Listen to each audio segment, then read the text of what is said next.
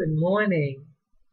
It is now a little bit after 9 o'clock in the morning, and I just finished walking my dogs, and I just had my breakfast. So my dogs are right below me, so you may hear them bark because they want to eat right now. I just want to get this video out the way before I feed them. Well, I was too tired yesterday to do the video. Uh, I want to share with you what I did. Um, I went to the beach, and I also visited the place the first place where I was raised in. And wow, it is something. And this is also part of my spiritual journey, understanding where I come from my earliest beginnings. And I was born in Queens, southern Queens, in what we call Far Rockaways. And Far Rockaway is on a peninsula, and it's it's where all the beaches are. And actually, the beaches there in that part of Queens is actually very nice. It's a very, very long beach. I have to find out how many miles it is, and if I find out, I'll try to put it on this video. One of those little messages. But I went yesterday, which was July 31st, and I knew I just wanted to go to the beach before August. August in New York, it gets to an extreme weather, and then it starts to get too cold. It's like two extremes. So I said, let me go now, you know, and I did. It was a beautiful day. Earlier it was a little cloudy, and then then the sun started coming up. I said, if I don't go now, I'm not gonna go at all. So, I took off my dress, threw on my bathing suit, and then I went off, took the train down there. They have the A train, A is an apple, and it goes right down there. Part of the way you have to take a little shuttle train and go the rest of the journey. But, you know, it's very direct. And it really didn't take that long as I thought it was going to take, a little over an hour. And wow, I was just amazed with everything. I used to go there when I was a little girl, and I have some memories of it. And there used to be a boardwalk, and I remember my father when we got home. I'm one of seven children, and both my parents, and it was a big production. I remember my mother getting up early in the morning. She might have gotten up, I think, maybe 7 o'clock. To me, that's early. But I think it could have been around that time. And I remember her boiling eggs, to make hard-boiled eggs. And I remember her making little sandwiches. And what she would do, she'd make the sandwiches, and then she'd put the sandwiches back into the plastic bag that, when loaf of bread comes in when you buy it in the supermarket. And so she'd just put it right back in there and seal it up. And when we get to the beach, when we're hungry, we just go, so it's like a ready-made sandwich inside the sandwich bag. And I remember the jug of orange juice. She make this, the orange juice that comes in a can, and then you have to add water to it. And she'll fill like a lot of ice in it. It seemed like half of it was ice, and then she put in the juice, and it's just memories that I have, and it just puts a smile on my face when I remember those times. And then all of us would get the stuff, the stuff to bring to the beach, and we used to go. First, I think we used to go to the Far Rockaway Beach, because we used to live in Far Rockaway, and then we moved to another part of Queens, And then I think eventually we started going to Jones Beach, and that was the new beach we started going to.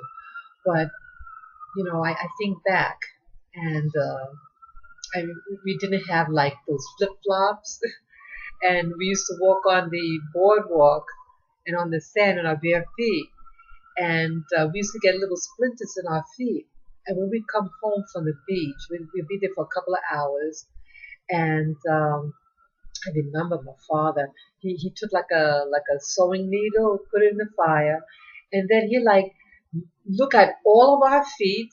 And I remember he did this in bed. I remember in his bed, and I was always scared, you know.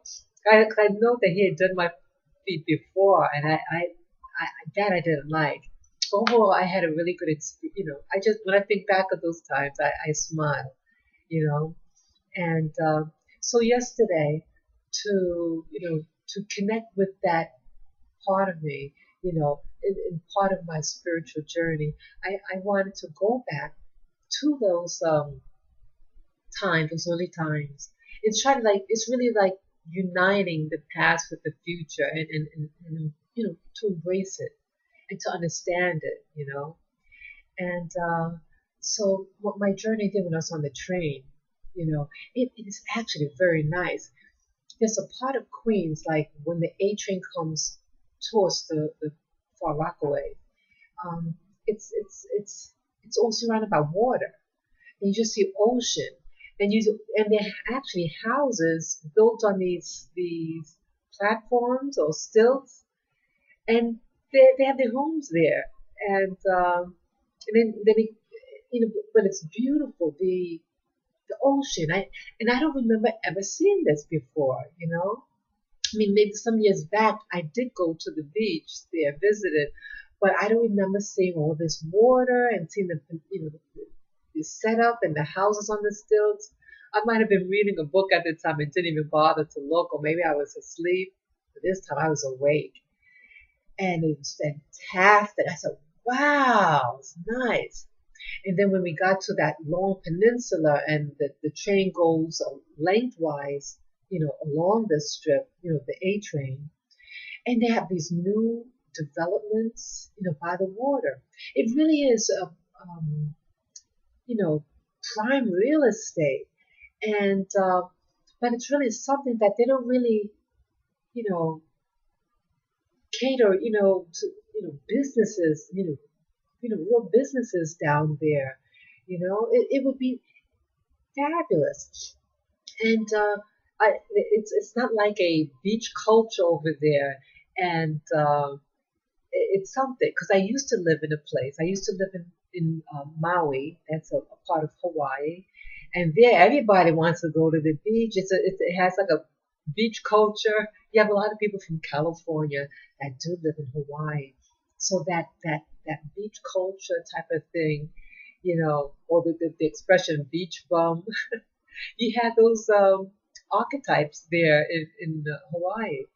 And so, and it's prime real estate. You get a place by it's in the millions, the money to buy land, to buy a home there. It's not affordable for the masses. So here in the U.S. mainland, in this part of Queens, it's it's like very underdeveloped in comparison, and it's just really something. And so I went to the beach, and I did take a little video. I had my iPhone, but it did not have enough juice in it to take all the pictures that I want to. It's like a brief video, and maybe I'll attach it to this one. I didn't post it up yet, but it looked beautiful, and the demographics of the place on the beach. When we used to go, we were the only black family or non-white family there. Now it is virtually all Hispanic, from the Caribbean and other parts of the Americas. And since it was on a weekday, it was on Thursday when I went. So that might have been another reason why it may not have been a lot of people as I remember the beach used to have. I mean, when we went during the summer, I mean, yeah, during the summer with my family, it was always on the weekend, and it was packed with people, you know. So here, I did get to go to the beach. Uh, didn't get my hair wet. I just went up to my knees and let the waves hit me, and I lied down a little bit, you know. So after that, I went. I left. I might have stayed there just for an hour or something like that, and I then proceeded to go to visit the apartment where I was raised for the first 4 years of my life. And this was something. I actually went inside the building, but I didn't like go upstairs. It was in the projects, managed by what they call NYSHA, New York State Housing Authority it stands for. And I think it's called the Ocean View housing, something like that with the word ocean. And it was maybe 5-story, 6-story building, and the door was open. Anyone could have gone right in, and that was the spooky part. I have to admit, when I went to visit this area, it was the very first time I visited this area since I left. I was 4.5 when I left. I just have little flashbacks, little memories of my living there. And it was just a weird experience. It looked very isolated. It was extremely quiet. Um, it it was just wow. It just had a sprinkle of people around. I met one gentleman that I saw walk out of that building. He was walking his dog, and then I walked up to him. I said, "Hey, I saw you come out of the building. I used to live in this building as a child." And I said, "Does he live there?" I said, "Yeah, I lived there, relatively new, but lived in the area, but not in the building for a long time. I mean, not for a long time, but in the area for a long time." And I walked around the property a little bit, and I have to admit, I was scared. I know I wouldn't want to visit there at nighttime, you know. It didn't look inviting at all. The building itself, the structure of the building looked good. It looked very good. Some of the window, the screens were like looked like someone slashed it open and pushed it open or something. I thought that was odd. Um, but yes, it's what I saw. They no longer have balconies. I remember as a child there was balconies, but the gentleman that I spoke to said that they sealed it up and they made it into apartment units, And I wish I had was able to take pictures. My cell phone had died out on me, but at least I have it in my mind, and so that's what I did yesterday. And again, how I feel that to fully understand your spiritual life, you have to sometimes visit where you come from, and so that's why I did what I did. And again, it's bridging the past with the present. And what did this teach me? Um, I would say what it taught me was that spirituality, it has to always do with change. And I did mention this in one of my older videos on this channel that spiritual growth is about change.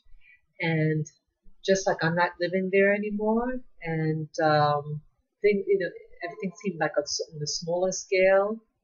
Well, you have to put in bigger things in it. When you leave one place, you get something else, and you get something bigger. You advance, and so that's how I interpret it. And some things that it might be good to visit once in a while, but you have to also look forward. You need to. Your main thing is to look forward in life, but also embrace your present. And as I mentioned in past videos, that I too much look at the past. And again, when you look at the past, you might get you depressed. And then when you look too far forward, you get anxious. So I think it's all about living in the present, you know. And I'm glad I'm not back there, and I'm glad that I'm not living there. But I need to appreciate where I live now, you know, and that I'm to live in the now. So this is what I learned. This was my experience, and I just wanted to share with you guys. So take care and enjoy the rest of your day. Bye bye.